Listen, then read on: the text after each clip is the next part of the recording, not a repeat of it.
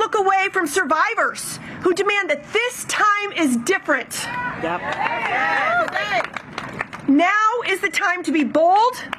Now is the time to do something, because inaction is not acceptable. It is not an option. Thank you, Shannon. The stakes couldn't be higher. Today, we're joined by gun sense champions who are fighting every day to save lives. We know how to end gun violence. It takes more than thoughts and prayers. It takes policy and change. It demands action. For too long, the gun lobby and the lawmakers doing their bidding have blocked progress in Congress in order to protect the profits of gun manufacturers. Because of this, guns is the leading cause of death for children and teens here in the United States. We cannot continue this way, and we will not allow this to continue. We can change history. We can make real change. Right now, we have the opportunity to break the logjam and to make this happen. The stakes couldn't be higher. But you know what? Our movement is stronger than ever.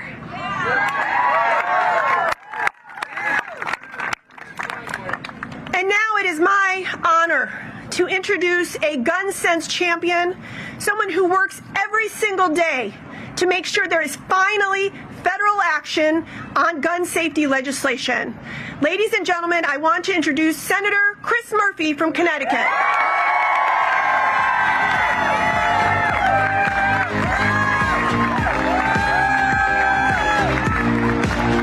Hey, everybody.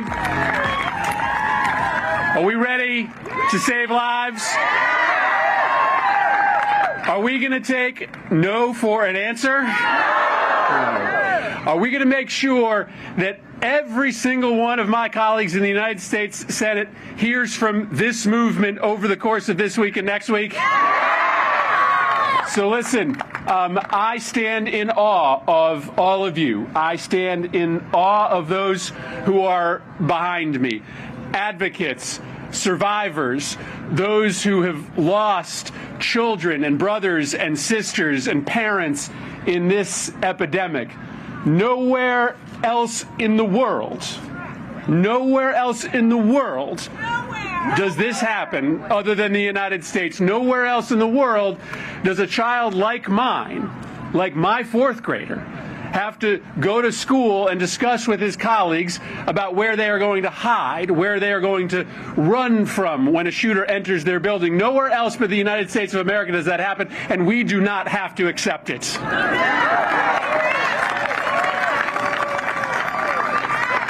So you've got a long list of speakers here today who care deeply about making sure that this moment is different, making sure that this time the answer is not nothing, as it has been too many times over the course of our lives. I know that we would not be in a position right now to achieve a bipartisan compromise to save lives if it was not for you, if it was not for this movement. 10 years ago, when a tragedy hit Sandy Hook, Connecticut, this movement did not exist. We were not ready for this moment. We got beat by the gun lobby here in 2013. This time, we have more manpower. We have more volunteers. We have more activists. And so I am simply here to tell you that as I stand here today, as we are working through negotiations with our Republican colleagues, I am preparing to succeed. I am preparing to save lives, and I wouldn't be in that position. My colleagues that are going to speak to you next wouldn't be in that position if it wasn't for this movement. If you had planned to make one phone call tomorrow, make two. If you had planned to recruit 2 friends to this movement, recruit 3. What you do over the course of the next several weeks, I will tell you honestly, will matter more than what we do, right? We are ultimately the vessels by which you empower us. And so I am here to thank you. I'm here to plead for your additional activism, and I'm here to tell you that we have an opportunity in the next few weeks to save thousands and thousands of lives in this country. And if we do it, it will be because of all of you. Thank you very much, moms. Thank you very much, students. Thanks, everybody.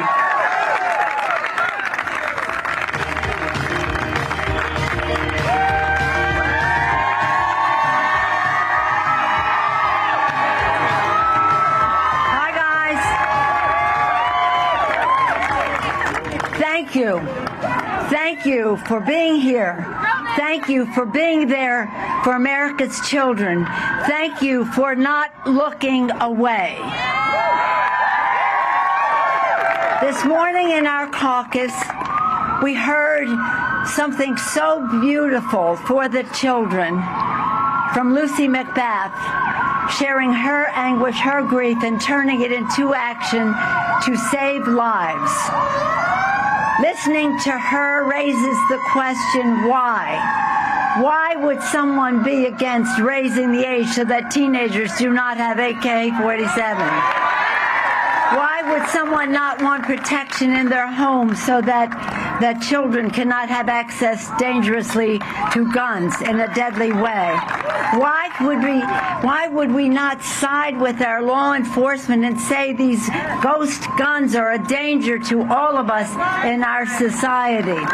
The list goes on, and today on the floor we will be addressing those, and I'm very happy about it. Lucy challenged us to make history today. We will make history by making progress. Making progress. My concern with all of this now, gun violence has been an issue. Gun violence protection is something we have been all fighting. I salute Mike Thompson, the chair of our task force, for the work that they've been doing in a bipartisan way. But now they've crossed a threshold into schools. Chris Murphy, thank you for your persistent and great leadership. Tied to Newtown, but all throughout. Our children are our future. President Kennedy said our children are our greatest resource and our best hope for the future. They are our precious treasure. We must not have them be afraid to go to school or go to church or go to the movies or anything else. We owe it to the children to preserve a culture in which they are, again, protected. This gun issue, the violence issue, could change the culture of America. Yes, they say mental health issues. Yes, we want to address mental health issues. Other countries have mental health issues. They don't have a gun violence epidemic. So for the children, I say to our colleagues, we really don't want to hear about your political survival. Your political survival means nothing compared to the survival of our children.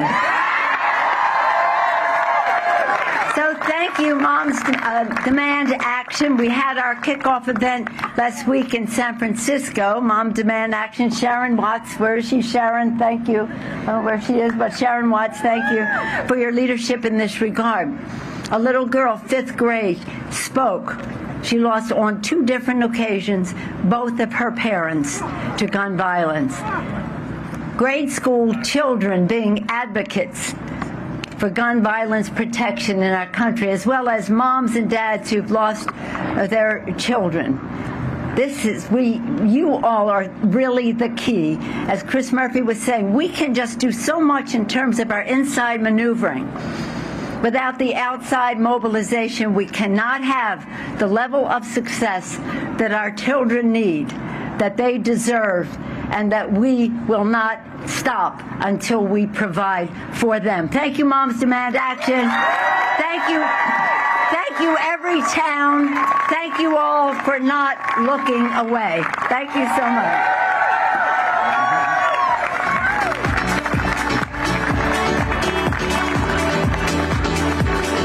Lucy Macbeth.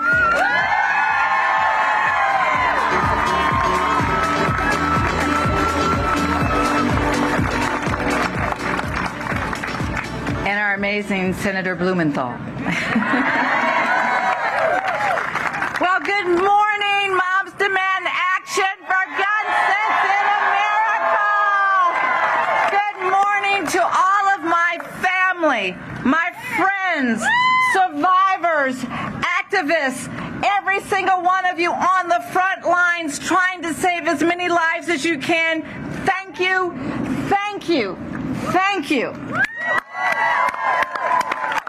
You are our allies in this critical push to change the gun culture of America. I know you're exhausted. I know you're tired. No one's tired. Amen. No way's tired. But all of us, we're all the American majority. We're exhausted because we cannot continue to be the only country in the world where we let gun violence happen again and again and again. An entire generation of children is learning that the adults that they believe in, that they look up to, cannot or will not work to protect them.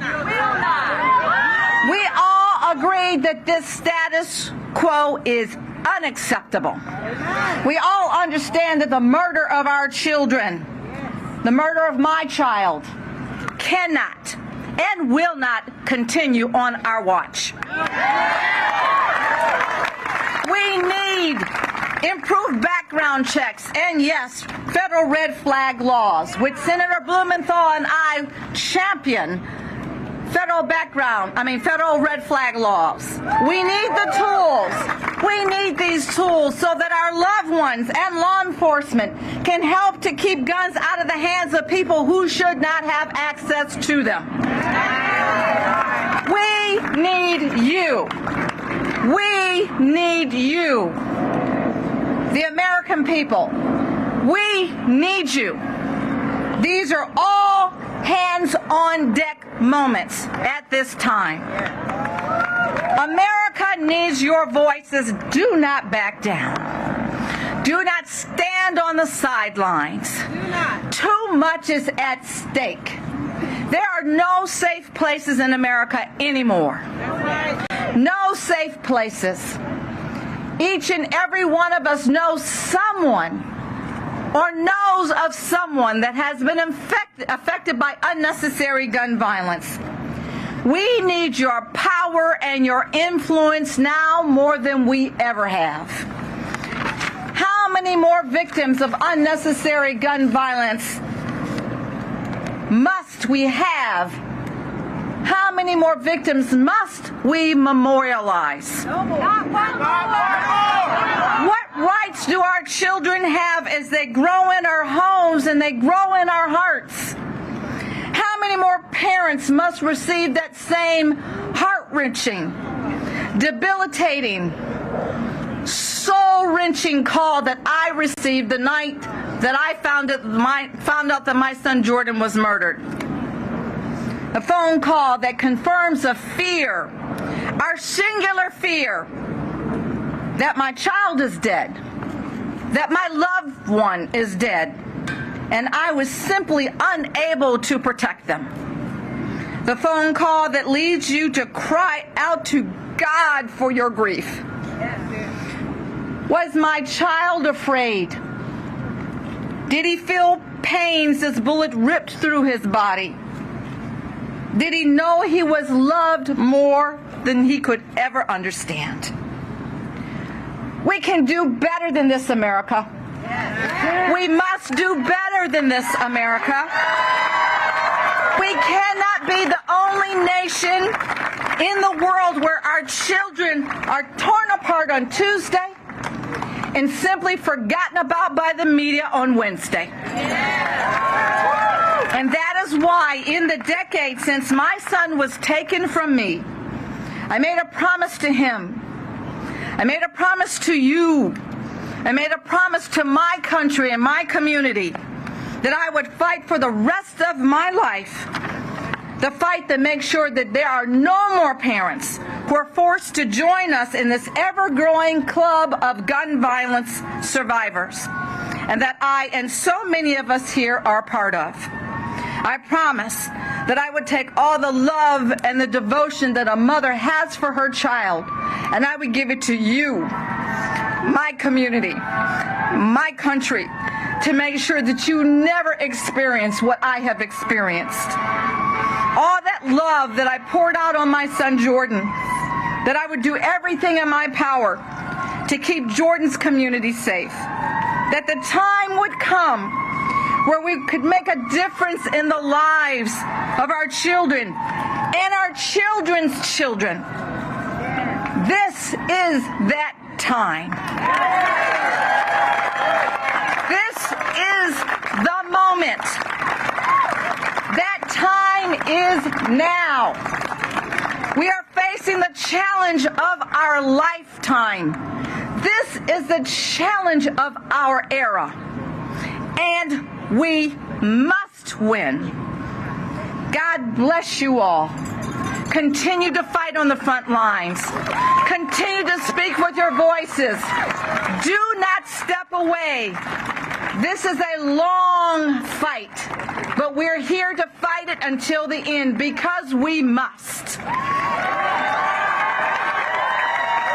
And now it's my pleasure to introduce to you my partner in the Senate, Senator Blumenthal, as we are partners in passing the federal red flag law. Thank you. I am so proud to stand with Lucy McBath, one of the smartest, strongest, most courageous women and moms in the entire United States. And I want to say to my Senate colleagues, if Lucy McBath can stand here and speak through her pain and her grief to talk to America about her loss and about the need for change, you can stand up to the gun lobby and the NRA and do the right thing. You ought to have half the courage that Lucy McBath does in standing here today. So I have a simple question for you.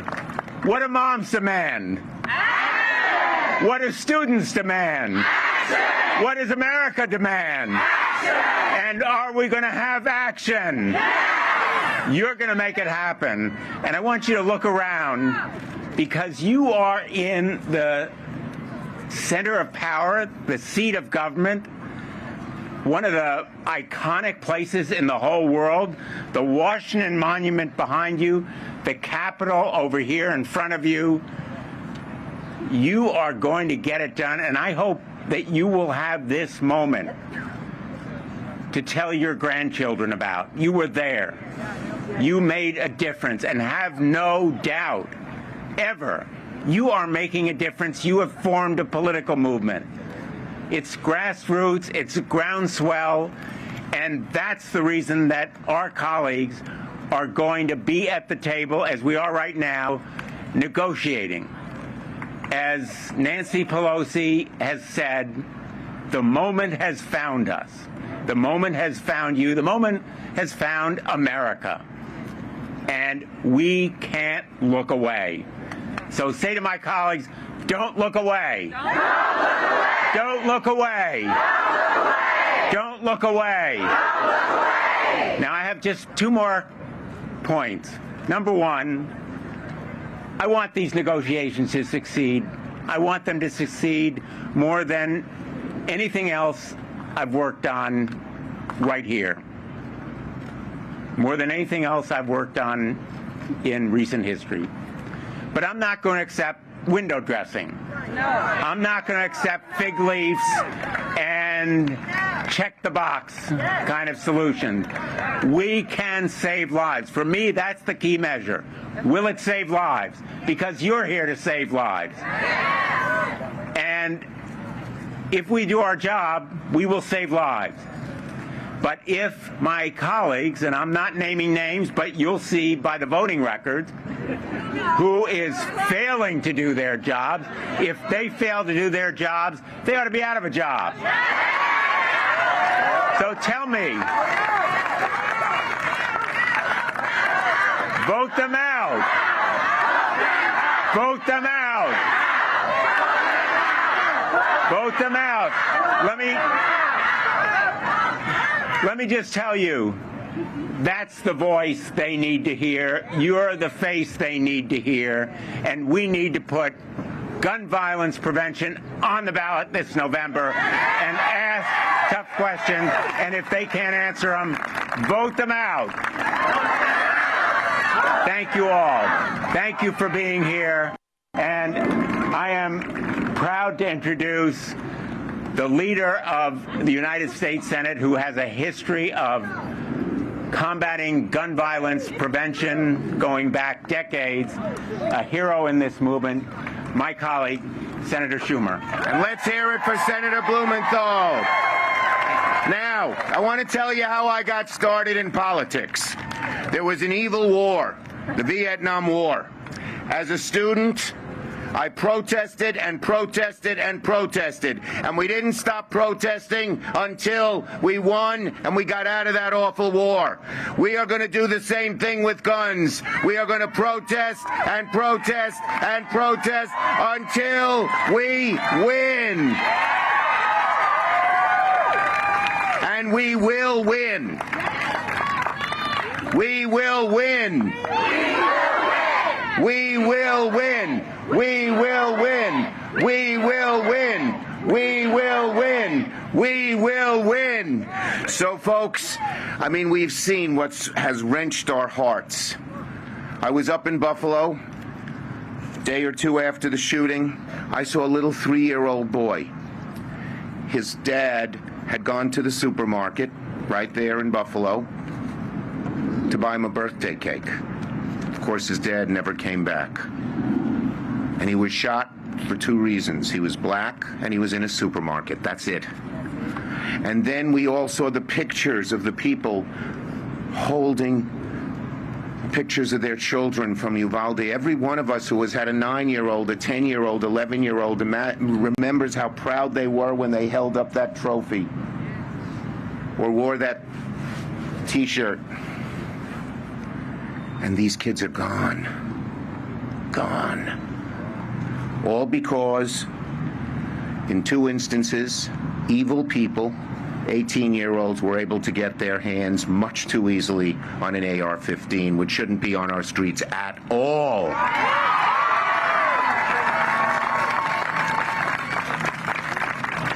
Do you know how many mass shootings there have been this year? 250. That's more than one a day. We hear about some, we don't hear about others, and all the gun violence that occurs on street corners, in cities and in suburbs and in rural areas. Every day we lose beautiful people to gun violence. And all of that could be stopped. Could be stopped. We know the grip that the NRA has on the MAGA Republicans.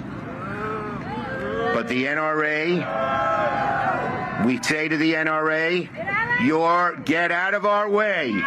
Good. NRA, get out of our way. NRA, get out of our way. NRA, get out of our way. NRA, get out of our way. So I want to thank you. Just as I have found throughout my life. My father passed away in November, and he taught me 2 things. 2 things. Number 1, always help people who need help, and the more they need help, the more the imperative is on you to help them. But second, if you do the right thing and you persist, you will succeed. God will reward you. So we are doing the right thing, and we are going to persist until we win. Thank you. Keep up the fight. We will win this fight. Thank you very much, everybody.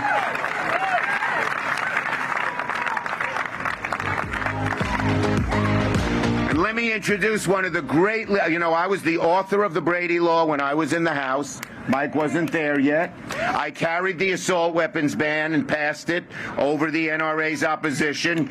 Both of these when I was in the House. And when I left the House, a great guy came on, took the lead on these issues and was fighting in exactly the same way. Let me introduce from the great state of California, the great fighting Congressman Mike Thompson of California.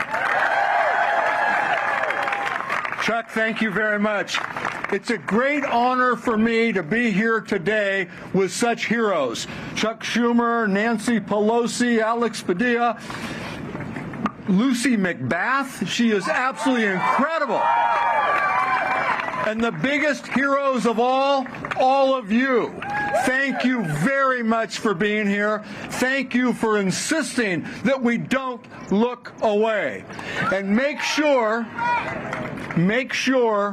that we hold legislators' feet to the fire. Make sure that our Congress people do not look away. They understand the magnitude of this problem. They understand that the American people want gun violence prevention legislation passed and signed into law. The American people are united in enough.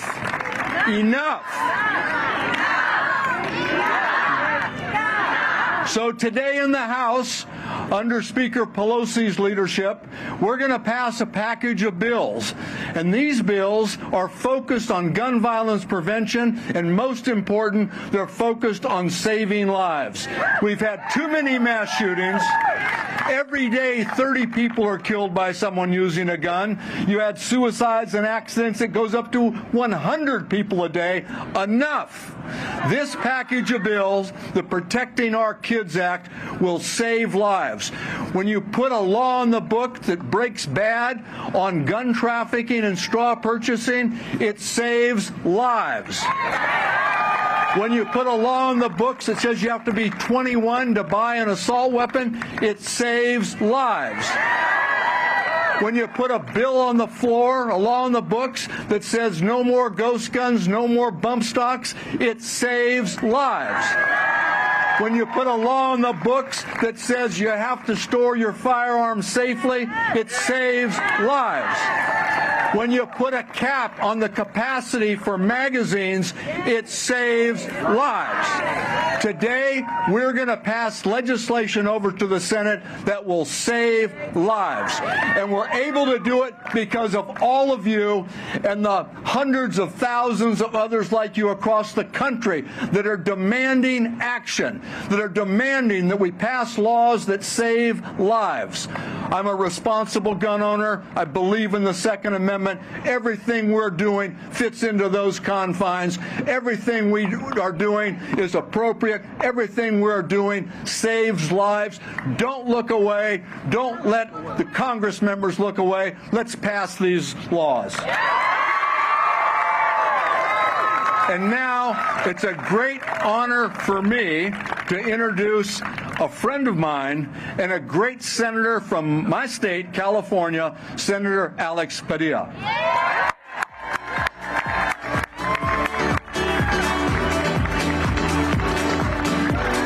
Give it up for Congressman Mike Thompson. Thank you, thank you, thank you. Thank you for the invitation to be with you all again. Thank you for being here again today. Thank you for your activism. Thank you for your passion. Thank you. I last stood with Everytown just a couple of weeks ago as we mourned the horrific mass shooting of 9 and 10-year-olds in Uvalde, Texas. And in the 12 days since then, I know we heard the numbers of mass shootings for the year, but just in the days since Uvalde, we've experienced more than 33 mass shootings across the country. Students are demanding action. Moms are demanding action. Our country is demanding action. And so, yes, we're working on legislation to try to make progress. You heard from Senator Murphy earlier, and I am hopeful. But we have to keep up the pressure. Our country needs us to keep up the pressure. Our kids need us to keep up the pressure, because we cannot accept this violence as a fact of life in America. It is not normal. It is not normal. We're outraged.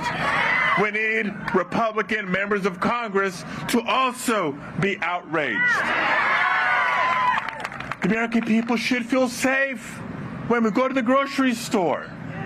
Everybody in America should feel safe when we go to a house of worship, when we celebrate graduations and birthdays, and when we drop our kids off at school. We should know that they're going to be safe for the day, and they're going to come home with so many looking forward to summer vacation. I know my kids are counting the days because it's down to 3. They deserve action. Now, there's no words to describe or console the grief of the parents who lost their babies in Uvalde, Texas. No way. Nowhere. And nowhere else. And I know it's cliche, we're tired of just sending our thoughts and prayers. It's okay to send thoughts and prayers, but thoughts and prayers are clearly not enough. Not enough. Our communities demand and deserve action. There should not be a conflict between the Second Amendment and the lives and the futures of second graders.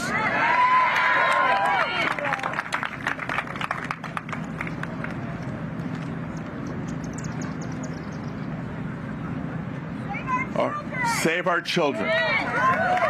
So let me I'll wrap it up with this. Because we're here to demand action.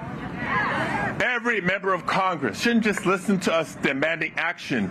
We should, in our souls and in our hearts, know that our country deserves action. Our communities deserve action. Students deserve action. Moms deserve action. Our children, the next generation, deserve action, and we're going to act. And with that, it is now my honor to introduce the next speaker, the mayor of the District of Columbia, Mayor Muriel Bowser.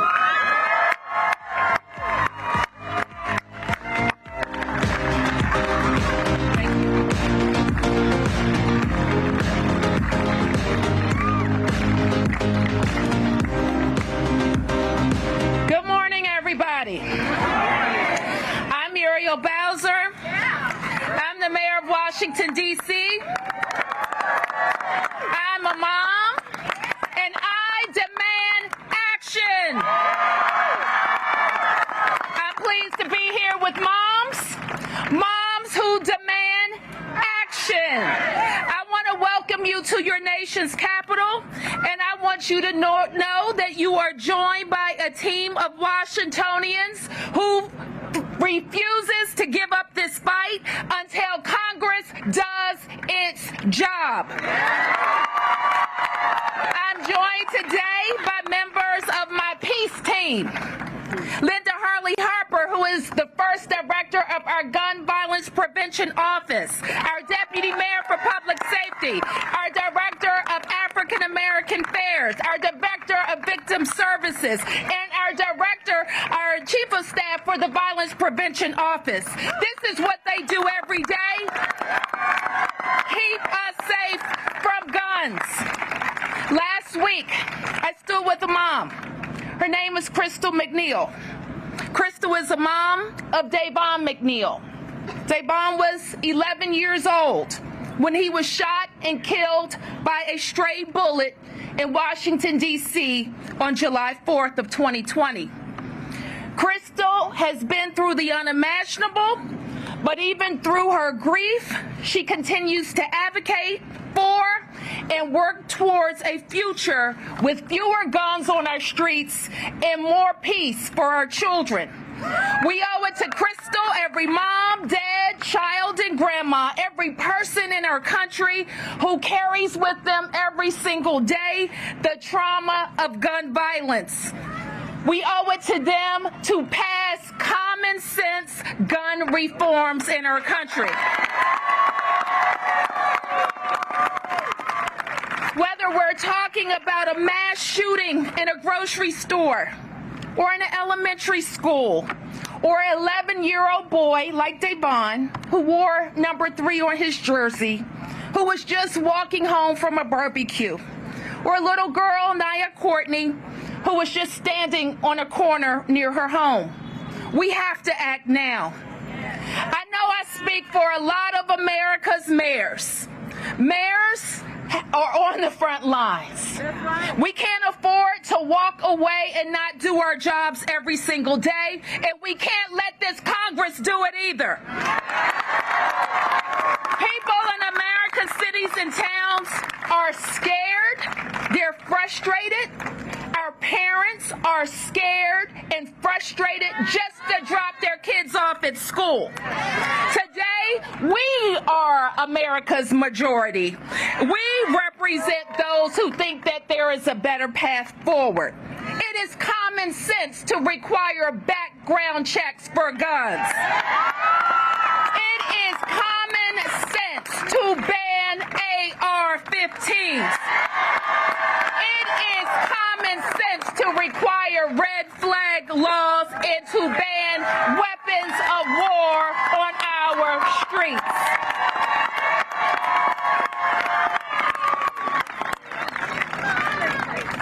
We know that common sense ain't that common. So that's why Moms Demand has to remind everybody every single day that we are voters and we matter.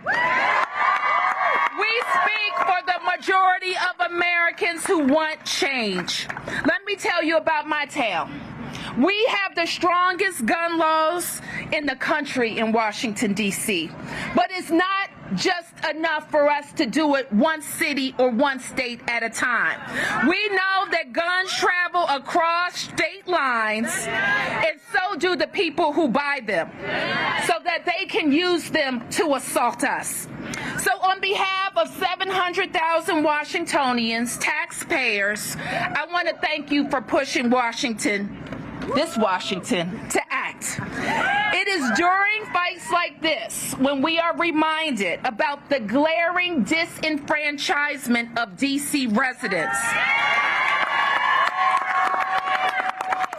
And it's about more than our representation. It's about your representation, too. We need 2 senators from Washington, D.C.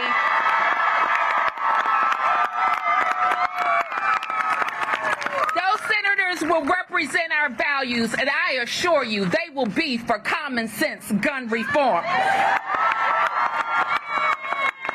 So let's keep pushing, moms.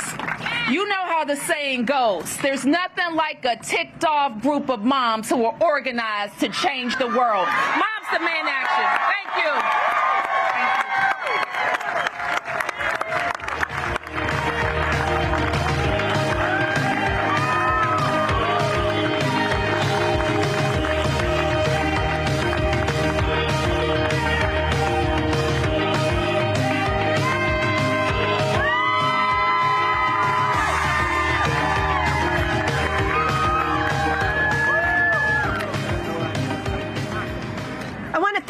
The gun sense champions who were here today. Let's give them a round of applause.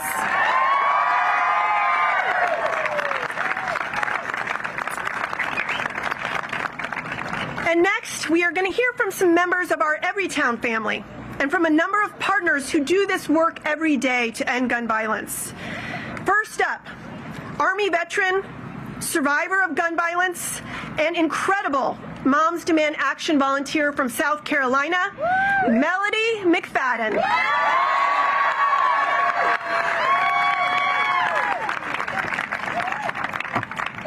Thank you, Shannon, for all that you do for all of us. I just want to say, hey, y'all. That's South Carolina speak for hello out there. My name is Melody Geddes McFadden, and I'm a mom. I'm a wife. I'm a veteran, a proud Army veteran, and I'm a Mimi of 22. So these thoughts are very important to me. These actions are very important to me because it's my family at stake, it's your family at stake, and that means everything. I just want to say, because our students are here today, I want to salute you and say that because of you, our future is brighter. To all of the survivors here, I want to say to you, I honor you and all of our taken loved ones, and my voice is our voice.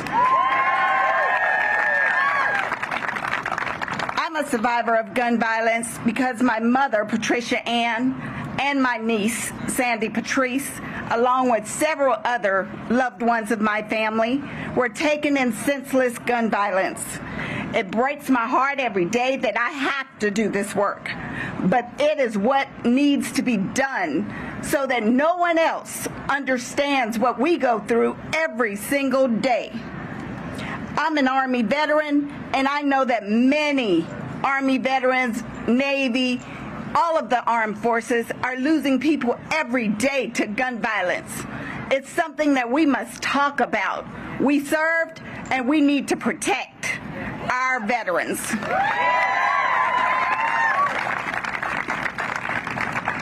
I just want to say that many times when I'm out here and I'm talking about my loved ones, I hear from politicians and others, our thoughts and prayers are with you.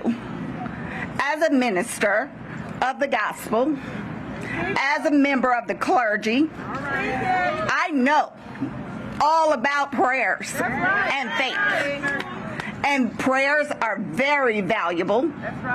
They work. But the word also says, faith without work is dead. So we want you to hear us, and we want you to see us, and we want you not to forget us. So go ahead and think. Go ahead and pray. But right behind that, act. Do something. We want the Senate to act now.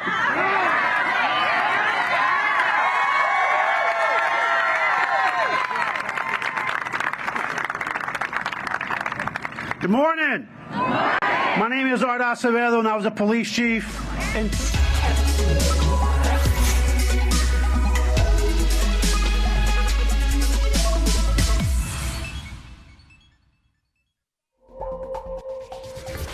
We now return to our previously scheduled program, already in progress.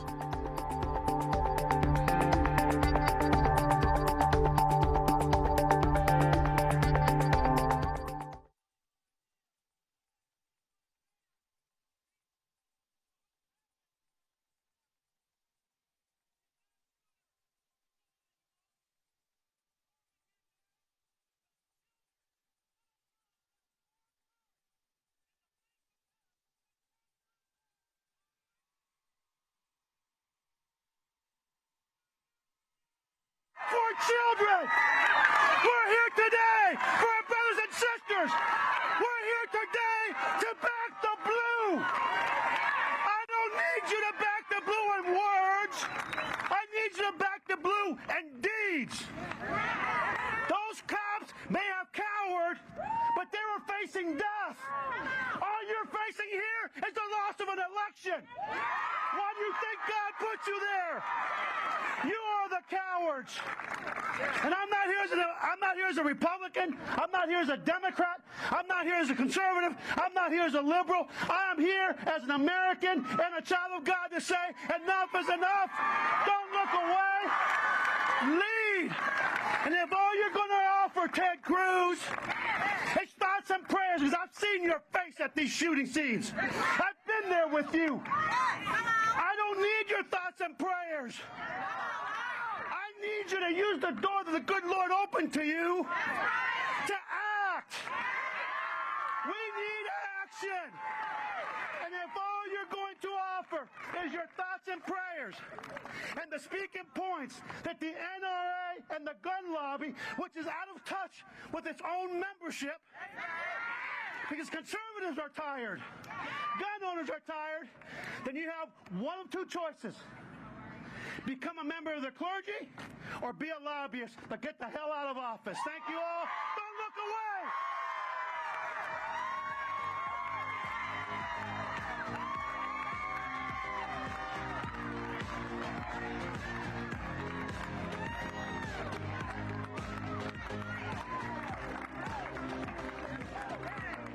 It's so good to be back. I started my career in GVP wearing that red t-shirt right down there. And before I start today, I want to talk about those t-shirts. I'm wearing a blue t-shirt today because I work for Gabby Giffords. I want to talk about everybody here and how we partner to make things better. That it doesn't matter what color t-shirt you're wearing as long as the right message is on that t-shirt. And that we're going to partner together to make a difference this time. Somebody said before they were tired.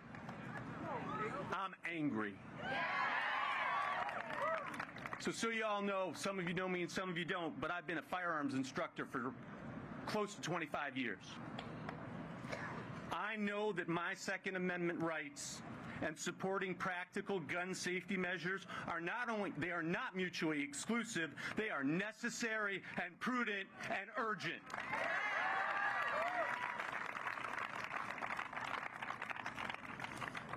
I am not your usual gun safety advocate, but I should be. I have taught marksmanship and pistolcraft for over 2 decades.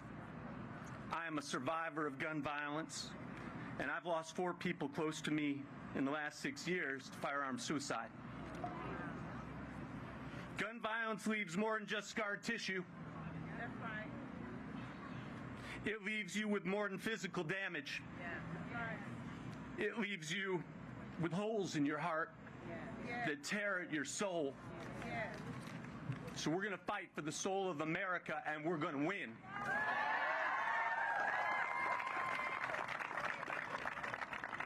So I used to be that guy who asked for a moment of silence. I was that guy. Some of you heard me speak. I always used to ask. So I got a different ask today. Don't you ever, ever, ever be silent again.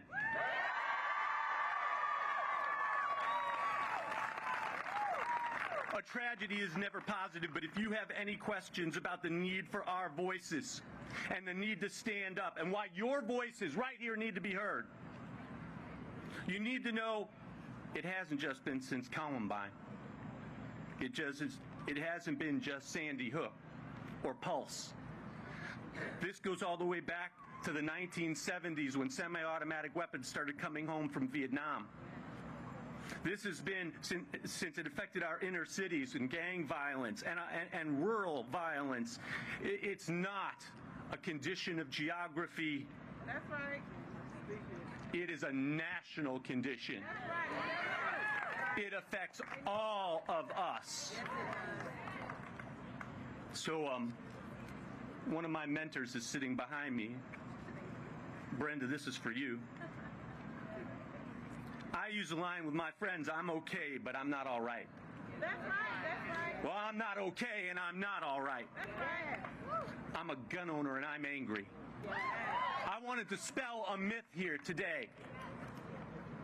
Somehow, some way, the NRA has been able to convince this country that every single gun owner is lockstep with them. That's a lie. That's a lie. I am a gun owner, I am a firearms trainer, and the NRA does not speak for me.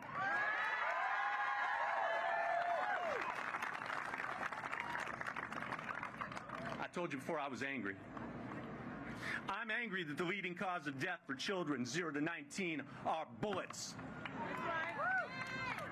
I'm angry that in the state of Michigan, when I had to give a speech last winter, I had to change it 5 times because 5 more babies had died because people were irresponsible in the storage of their weapons.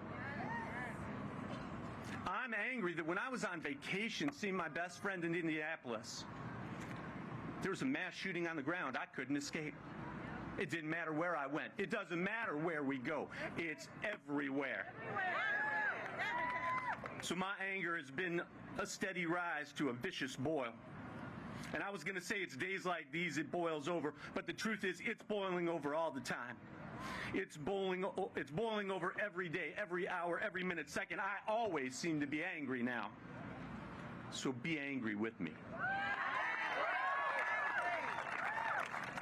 I told you that I lost 4 people in 6 years to firearm suicide. Well, here's what I'm going to tell you. If I'd had a red flag law, 2 of those people would be alive today. If we'd had an ERPO, 2 of those people would be alive today.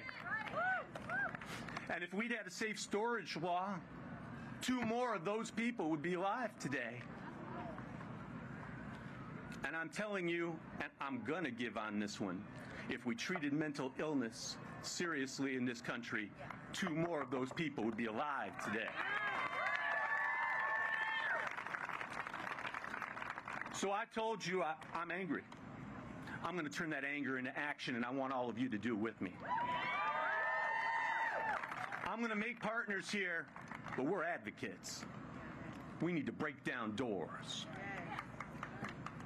As an advocate, I'm going to make them so tired of seeing me in person, they'll see me in their sleep. I'm not going to live in fear. I'm going to stand in front. And to the members of Congress on the side of the aisle who are too cowardly to save our children, you should too. Thank you.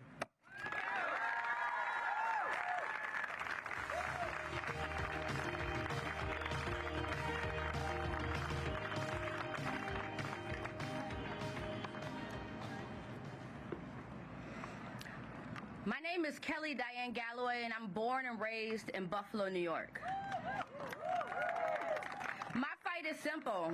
I fight against human trafficking and for women who have escaped the most unimaginable situations or horrific situations. I work with little black girls and little brown girls who are a part of at-risk populations. I teach them to love their beautiful black and brown skin. I teach them that they can change the world, and I teach them that freedom is not just a privilege, but it is their right. But what good is freedom without safety?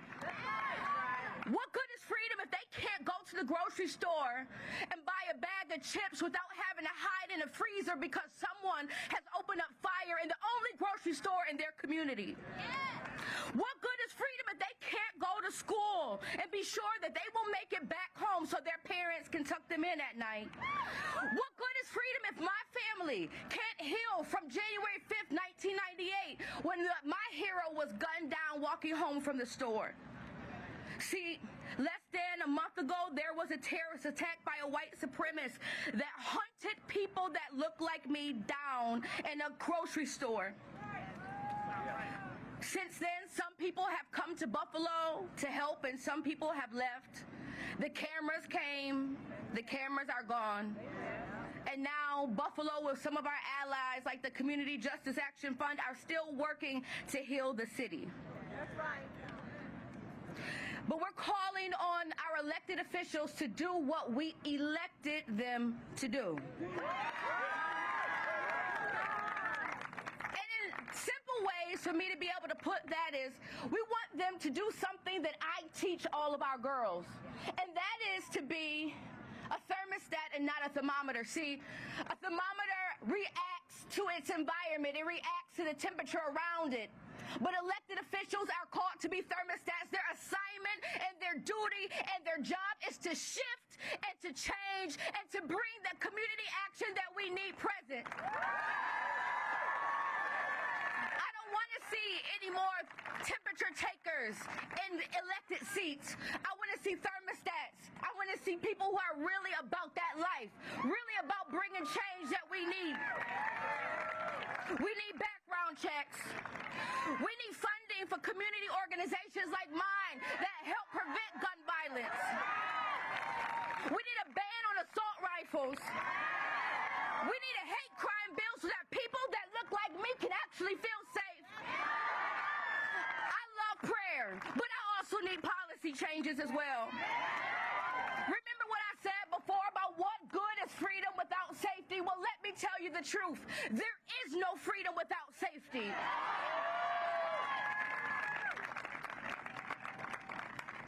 And I'll close with this. We can only truly be the land of the free when our elected officials become brave enough to make a change. God bless you.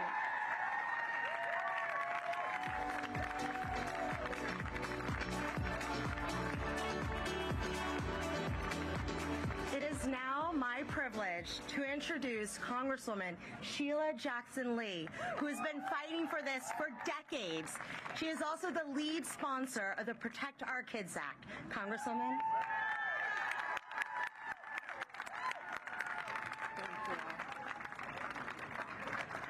I am humbled, but I am hurt. I am humbled, but I am hurt. Just a moment, because obviously the people who are both the victims and all of you who have been on the battlefield, I want to be able to hear you. But I stepped out of an oversight hearing where victims are now testifying in the House. In a few minutes, we'll go to the floor of the House because we will take those pictures, those bodies, that hurt, that pain, all of what you represent today, the years of your investment. What a shame that you've had to come year after year after year. And so my words are simply this. As you heard Matthew speak yesterday, we spoke again this morning in my office. I want to find the people who are willing to see your humanity, your pain. I want them to feel what Uvalde parents, like I went down there just a week ago. They need to be able to feel Buffalo, Columbine, Aurora. They need to feel Tulsa. They need to feel Parkland. They need to feel what is happening. That is humanity. And then we need to put a little dot of something in our drinks called courage. Called courage, the courage that brought you here, the courage that would allow those victims to sit in that committee room, can you imagine, and tell about the son they lost or the daughter they lost that's 9 years old. And then, as the Keeping the Protection of Children, Protecting Children's Act, that I'm joined with Chairman Nadler and Chairman Thompson as lead sponsors, that combines all that you've said. They need to have the word action, and they need to go forth. They need to walk. They need to run. They need to climb whatever mountain they can climb to be able to tell you that we're not going back. We're not going back. And if there's one gun responsible owner in America, gun responsibility, it's not the Second Amendment. It is gun responsibility. If we have guns, be responsible. Store your guns. Take ghost guns off the street. Take magazines off the street. Raise the age. Ban assault-style weapons. Make sure we stop trafficking. Make sure that we understand that it's the people that count. So I leave you by simply saying, I have a dose of courage that is going to be as big as the widespread of the humanity that is in this place. And then I'm going to take my shoes, take my heart, take my vote, take my voice, and I'm going to be able to act on your behalf. Thank you. I am humbled, but I am hurt. I'm humbled, but I am hurt. God bless you all.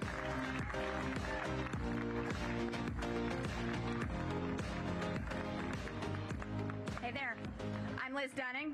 I want to thank Everytown Moms Demand and Students Demand for hosting us today. I'm with Brady, and I'm also a survivor of gun violence. In 2003, my mom was shot and killed answering the door of her home. Her murder went unsolved for more than 10 years. Her killer brought to justice in 2015, and not until after he killed 2 more people. It wasn't until that moment of justice that, frankly, I had long ago stopped waiting for, that I began to find my voice as an advocate. Before then, my own survival felt like all the action that I could take. So while I'm not new to the pain of gun violence, I am new to this world of advocacy, new to a community of other people with similar trauma and similar hurt. Over the last few weeks in particular, it has been powerful, overwhelming, instructive to be in connection with so many survivors. Among all the voices I've heard, one has stuck with me. Nelba Marquez Green, Isaiah and Anna's mom from Newtown. She said, "We must ask more of the hurting than we do, more of the powerful than we do of the hurting." Yes, we must. And today, I am specifically talking to the 100 members of the United States Senate, 100 of the most powerful people in the world. And let me be clear, I'm not asking the United States Senate to hold me when I weep. I'm not asking them to understand what it's like to wake up from dreams that are dark and twisted. I'm not asking them to explain to my children why their grandmother is not here. I have a community that has held me, that has held my hair back, that has heard me wail. I am asking the Senate to act and use their power to pass needed gun violence prevention laws right now. We know that to date they have failed.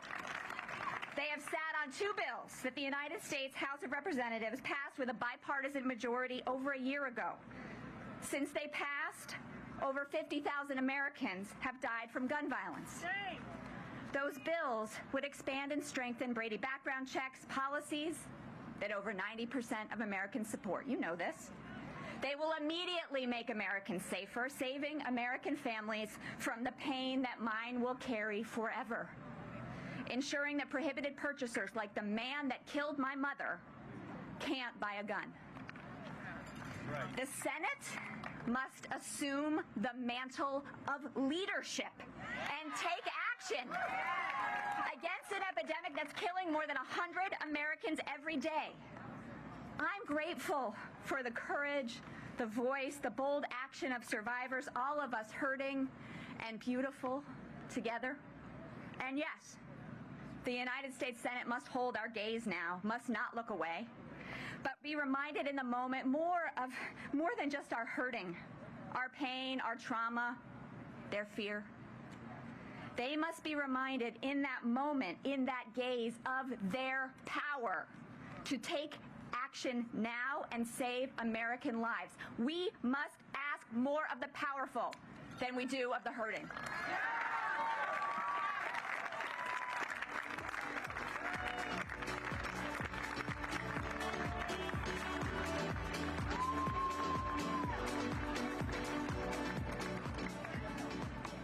My name is Zoe Touré. I'm an 18-year-old recent graduate from Oxford High School, and I'm a youth member with March for Our Lives.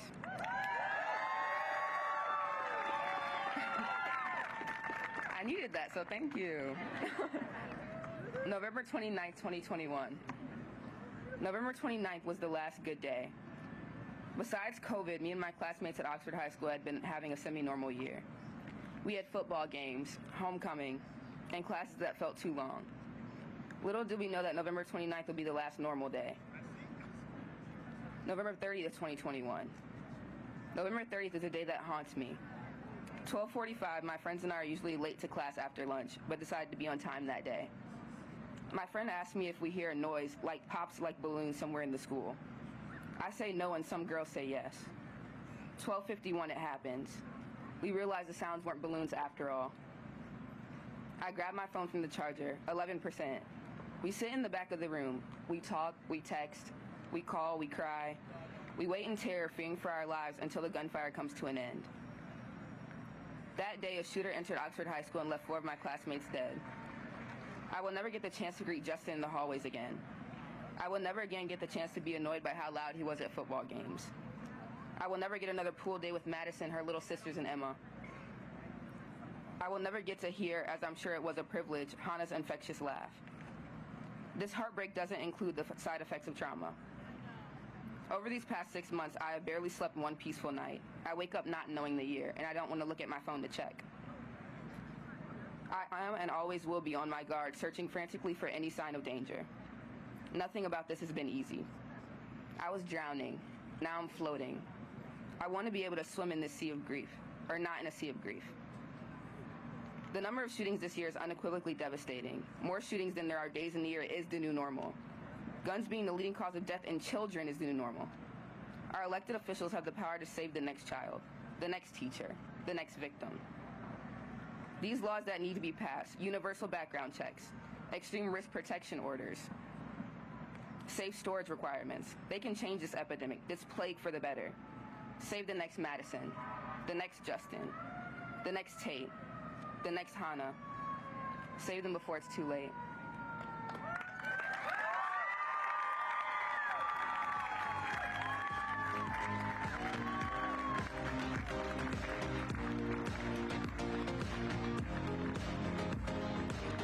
Can we celebrate not only Zoe, but all of the idealistic young people who are going to lead this movement so we win? Can you stay here for a minute? I'm Rabbi Jonah Pesner, the director of the Religious Action Center of Reform Judaism, the largest and most diverse denomination in Jewish life. And I asked Zoe to stand here with me and the other faith leaders because we need her strength right now, because our faith is being tested. I am a rabbi. I am a rabbi who has sat with, mourned with, and wept with the families at Dor Chadash Tree of Life Synagogue in Pittsburgh who were gunned down by a white supremacist, anti-black racist, anti-Jewish thug who believed in forgive me. He believed in the replacement lie that Jewish people are conspiring in a plot to turn America black, brown, and Muslim. And what we saw in the Tree of Life was the toxic mix of white supremacy and the plague of gun violence in America, where there are more guns than people. God help us. I am a rabbi who sat with and mourned with and helped heal the children and their parents in Parkland at Marjorie Stoneman Douglas High School. I am a rabbi who has stood with too many pastors and imams and faith leaders outside supermarkets and churches, too many streets where every day is a mass shooting and a massacre of gun violence. Every week as a Jew, I bless my children with these words, taken from this week's Torah portion. Yivarechecha Adonai v'yishmerecha, may God bless you and protect you. Ya'er Adonai panav elecha v'chuneka, may God shine upon you and give you grace. Yisa Adonai panav elecha v'yasem lecha shalom. May God look you in the eyes and in so doing give you peace. As a father, how can I bless my children when we live in a country where our children are not safe and are not protected in their churches, in their synagogues, in their mosques, in their schools, and on their streets? Congress, listen! The voice of the blood of your children is crying out to you from the earth. I'm a rabbi, so I think a lot. I'm a rabbi, so I pray a lot. Enough! Action, policy, end the plague of gun violence and end it now. Can I get an amen?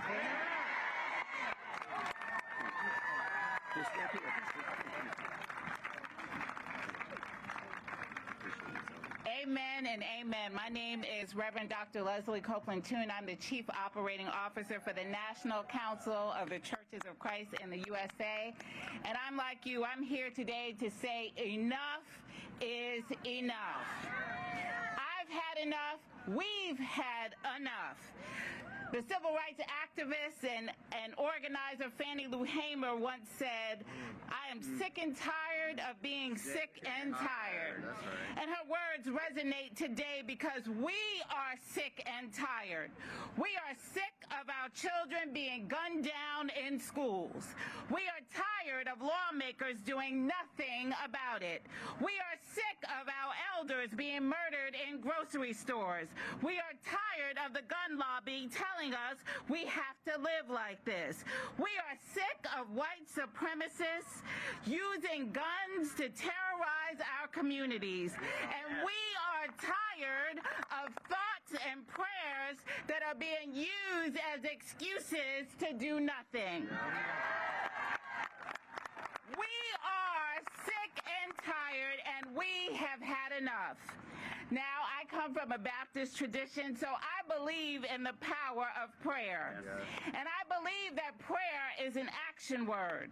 So it is long past time for Congress to turn their thoughts and prayers into action. Yes, it is. Yes, it is. And for those of us gathered here today, we can pray for them.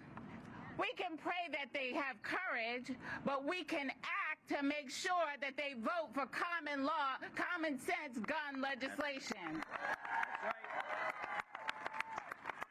We can pray for them to do more than they have been doing, but if they don't, we can act and make sure they get voted out of office. Prayer and action go together, and don't let anybody tell you they don't. Now, we cannot allow our lawmakers to sit and watch by while ordinary activities, my God, going to the grocery store, going to the movies, going to a concert, all of those end in gun violence and turn into our worst nightmares. No more. No more. No more. We must continue to demand action. We cannot look away. We cannot get tired. We cannot grow weary. We must act and pray and hold our legislators accountable for this moment. We are tired. We won't take it anymore. We can't stop. We won't stop. God bless you.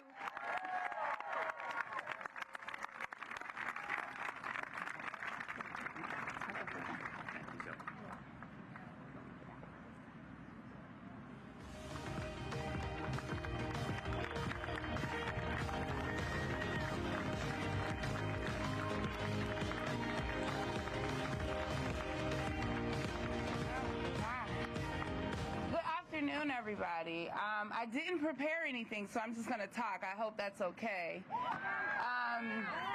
So my name is Zanetta Everhart. I am the mother of Zaire Goodman. My son was the only black survivor of the top shooting in Buffalo, New York on May 14th. And he's doing good. He's doing good. I've been very open about Zaire's progress and that he now has nurses coming to the house every day to clean his wounds. And that was a recommendation by my psychiatrist because now I am having nightmares because I have to see his wounds every day.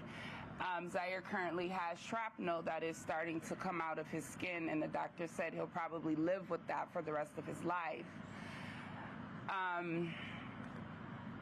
It's hard to see what was left by a terrorist on my child's body. It's really, really hard to see. But he's alive. He's alive, and he is well. And so I'm one of the lucky few. I'm one of the lucky few who get to tell the story about, you know, my son's injuries, but he's still with us. So I stand here today before you as a mother of a son who as I tell everybody, he's pure joy. I call him the kid because he's 21, but he still has this kid spirit that's just unshakable. You know, my son, at the age of 8, he was diagnosed with Asperger's syndrome, which is on the autism spectrum. But he didn't let that define him, right? Like, he went on to, you know, he went to one of the best schools in the city of Buffalo. He graduated high school. He went on to college. You know, he is pure joy. And he didn't deserve what happened to him. He didn't deserve what happened to him. And nobody does. You are absolutely right. No one does. No mother should stand up here and have to tell stories like this. I do want to tell you before I leave, the day my son was shot, you know, normally when a tragic incident like that happens, you know, it's a doctor who calls you to tell you about your loved one, or, you know, it's a police officer. It was Zaire who called me right after he was shot. And he said, Mom, I've been shot. And I wasn't close to him. We lived just blocks from that grocery store, and I was a few miles away at a different grocery store. And so the heartbreak that I was feeling in that moment and not being able to get to him, it still lives with me today. But I am here today before you because I just spoke in front of Congress.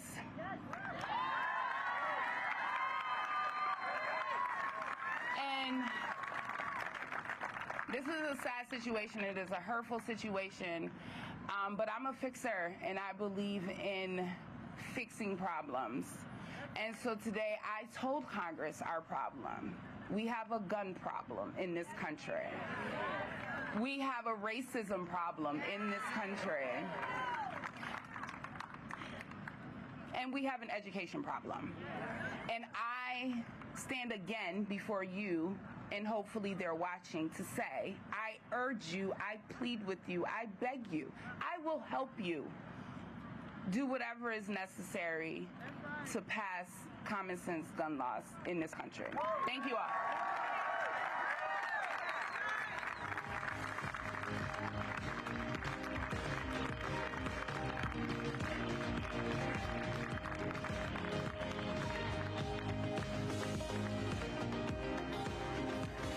Good day, everyone. My name is Nicole Zamora, and I'm a special education teacher for students with autism in Jersey City, New Jersey. So I moved to Miami, Florida in 1990 when I was 9 years old from Colombia because of the violence and corruption during that time. It is the same reason that many other people from the Latinx community move here, because of the violence and the corruption in their country. When I moved to Miami, I felt like I was in Latin America all over again, reliving the violence and corruption all over again. I came to realize that the promise of safety that the United States was made to be wasn't true. I've seen many of my peers become victims of gun violence or go to prison because of the gang influence that led them in the direction to commit gun violence. I had a gun pointed in my direction while walking with a friend in South Beach. Luckily, someone is able to calm that armed man down, and no one was shot that night. My first lockdown experience was in 2004.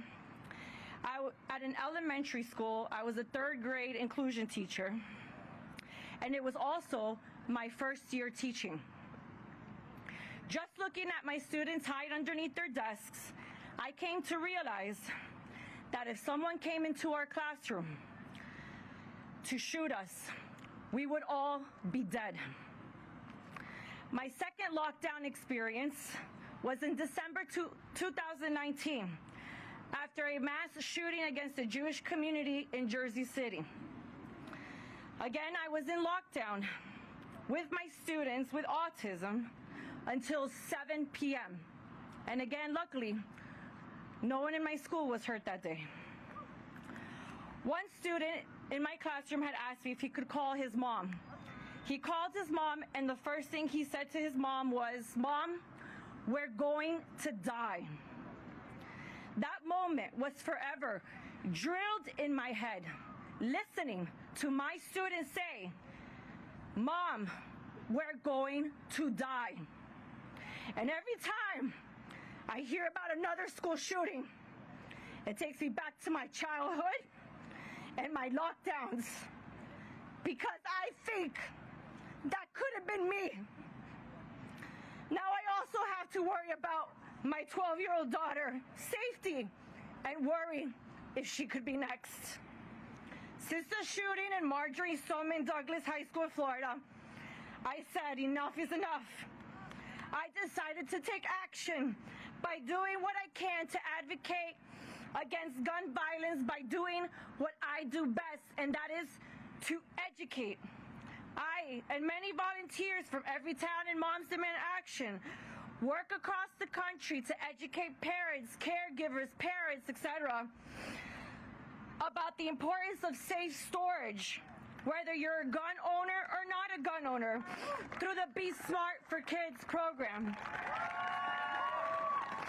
I don't know about you, but I am sick and tired of seeing children and teachers die because we have cowards in the Senate that refuse to stand up to the NRA. Cowards that have the audacity to show up to an NRA convention after the death of 21 innocent lives, but yet won't allow guns in their own convention. I am tired of these neighboring states refusing to join states like New Jersey in passing common gun sense laws. I blame them for making our state vulnerable to criminals who bring weapons from their states. I'm furious that the senators who refuse to pass simple gun sense laws like background checks, red flag laws, regulate assault weapons, raise the age to purchase a gun, and repeal the PLCAA. And for those who think that we're out to take all of your guns away, which one of them says we're taking all of your guns away? None of them do. Y para mi gente latina de Uvalde, te quiero y les mando un abrazo. Rezo por sus hijos y rezo que Dios le dé la fuerza a cada uno de los padres para seguir luchando. No se rindan. Y para todos los latinos aquí presentes, aunque venimos de diferentes países y aunque nuestras culturas y costumbres sean diferentes, todos tenemos algo en común. Y eso es el amor de nuestras familias para mantenerlos seguros. Y en los ojos de esos cobardes senadores que no quieren pasar leyes que nos puedan proteger, hay que unirnos más que nunca para luchar contra contra ellos para que sí nos protejan. Debemos de ser latinos unidos, no latinos para cada uno a su lado. Llamen a los senadores, escríbanle y demanden acción. Demanden que pasen leyes de sentido común, como la bandera roja, como subir la edad para comprar una pistola, para prevenir más muertes en las escuelas públicas. Yo quiero ver latinos unidos. Yo quiero ver a mi gente latino luchando hasta que estas leyes de sentido común sean una realidad. Luchemos juntos y luchemos todos. Que Dios los bendiga. And to the victims in Buffalo and to all other victims of gun violence, may God bless you too. And don't give up. And for those of you watching, don't wait until it's your turn to take action. Take action now. Thank you.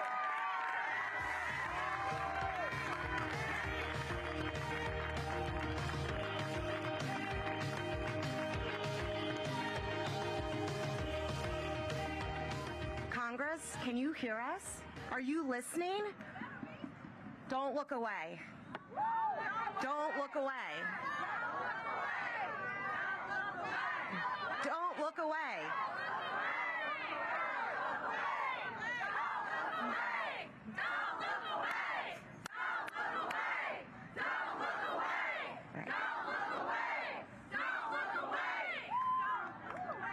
We're now going to hear from a fierce activist, survivor, and mother who's going to take us home because the action doesn't stop now. It continues. Thank you, Brenda.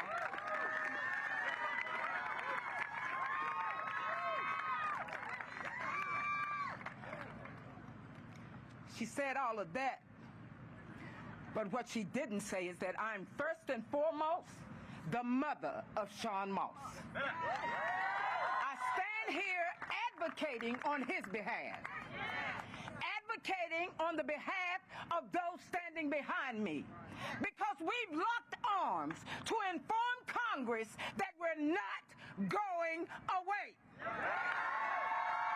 And just in case you didn't have an English lesson, don't is a contraction.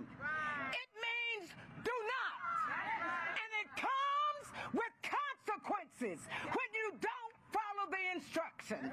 So Congress, don't look away, because we're still going to be here. And your consequence for looking away is that you'll lose your job. Don't act like you don't hear us, because our voice will get louder and your sleep will become restless. Don't think that we got here being scared. We are a fearless group, and the faith that's within me makes me keep going. I say to all of you, don't get discouraged. Don't stop. Don't quit. Don't forget all of the gun violence that you've seen in the last 2 weeks. Don't get comfortable, because action is not comfortable. Action moves you out of your comfort zone. So I challenge you, get out your comfort zone. Get out of your comfort zone. If you gotta do it with tears running down your face, get out of your comfort zone. If you gotta grab somebody's hand, get out of your comfort zone. There's a word in the Pledge of Allegiance that came to mind when I was asked to speak. And that word is indivisible. Just in case you don't know, I'm going to tell you what it means. It means that we can be divided, but there's always a remainder. So Congress understands something. You may try to divide the country, but Moms Demand Action is the remainder. You may try to divide survivors, but survivors are the remainder. Just know you cannot divide power that is sticking together with everything they got.